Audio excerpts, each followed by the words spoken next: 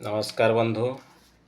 जेपरी आम पाठ पढ़ीछु इतिहास भूगोल साहित्य विज्ञान हेले आम जीवन रे ताहा कार्यकारी पाई आमको धर्म नामक सिंकुड़ी आम मस्तिष्क को बांधि रखी।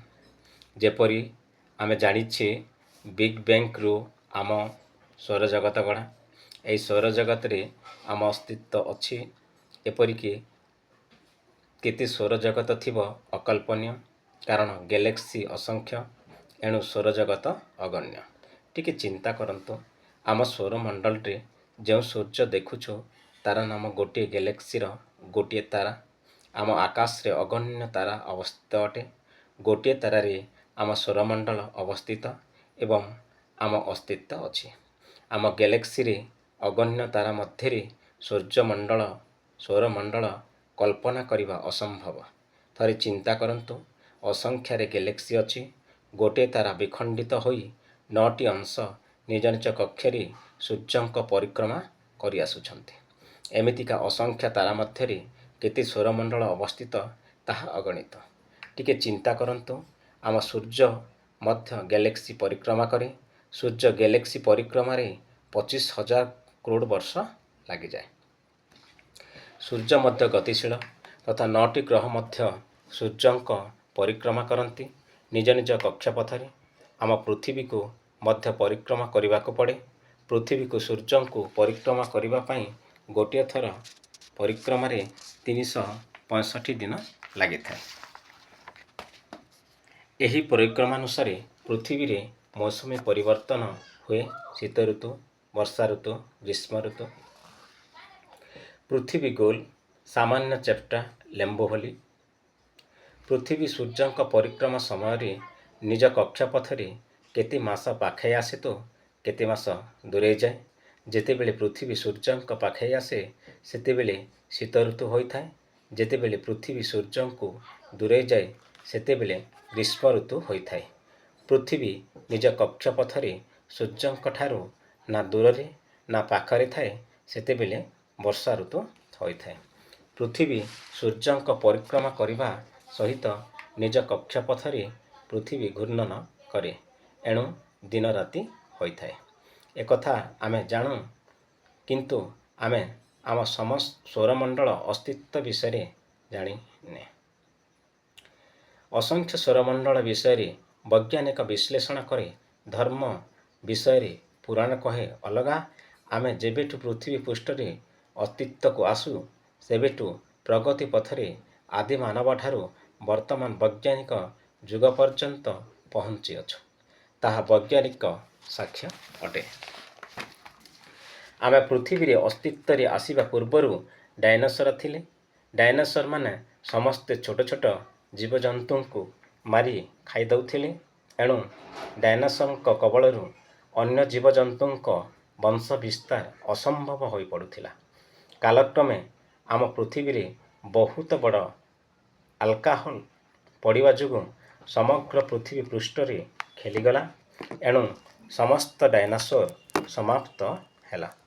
कालक्रमे क्षुद्र जीवरु प्रकृतिर परिवर्तन क्रमे मांकड़रू मनुष्य परिणत होइथिला। धीरे धीरे यह संभव हैला।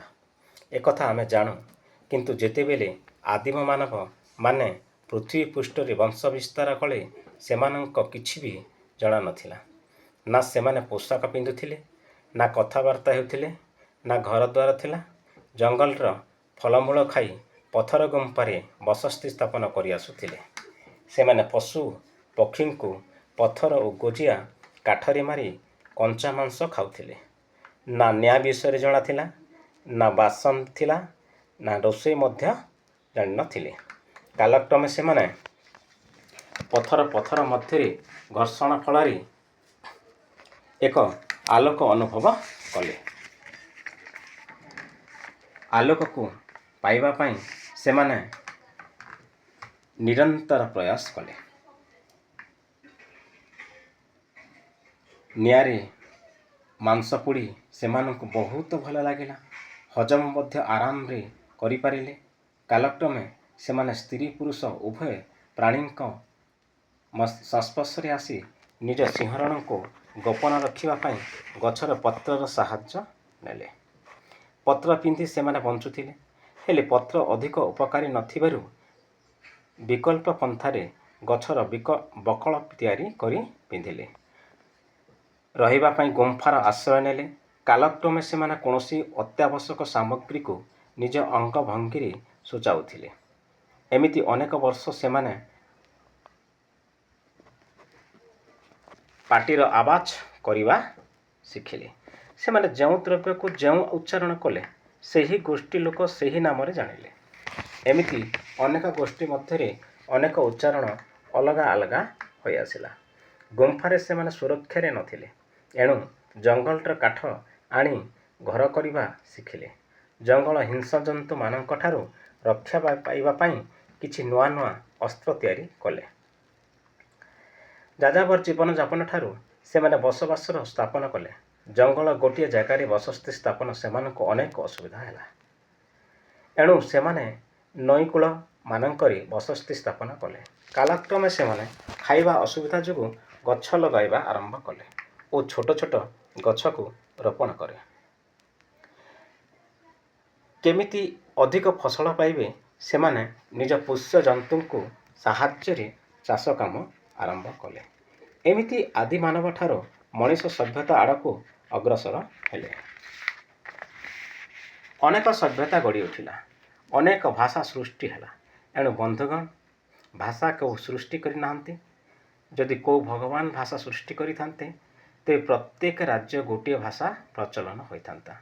ଓଡ଼ିଶାରେ ଓଡ଼ିଆ, ଆନ୍ଧ୍ରରେ ତେଲୁଗୁ, ଛତିଶଗଡ଼ରେ ଛତିଶଗଡ଼ି, ଏମିତି ଅନେକ ଭାଷା ସୃଷ୍ଟିର ମୂଳ କାରଣ ଯେଉଁ ଗୋଷ୍ଠୀ ଯେଉଁ ସଭ୍ୟତା ଯେତିକି ଉଚ୍ଚାରଣ କଲା, ସେହି ଅନୁସାରେ ଭାଷା ଗଠନ ହେଲା।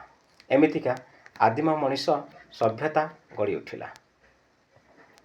ବର୍ତ୍ତମାନ ବୈଜ୍ଞାନିକ ଯୁଗରେ ଆମେ ପାଦ ଦେଉଛୁ, ଏଣୁ ଆମ ସମସ୍ତଙ୍କୁ ଜାଣି ରଖିବା ଉଚିତ ଯେ ନିଆଁ ଉଦ୍ଭାବନ, ସାଙ୍କେତ, ଉଚ୍ଚାରଣ, ବସତି ସ୍ଥାପନ, ଚାଷ କାର୍ଯ୍ୟ, ପୋଷାକ ପିନ୍ଧିବା, ଇତିହାସ ପଢ଼ିବା ଉଚିତ।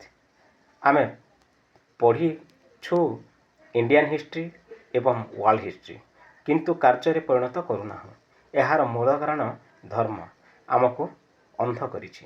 ଧନ୍ୟବାଦ, ନମସ୍କାର।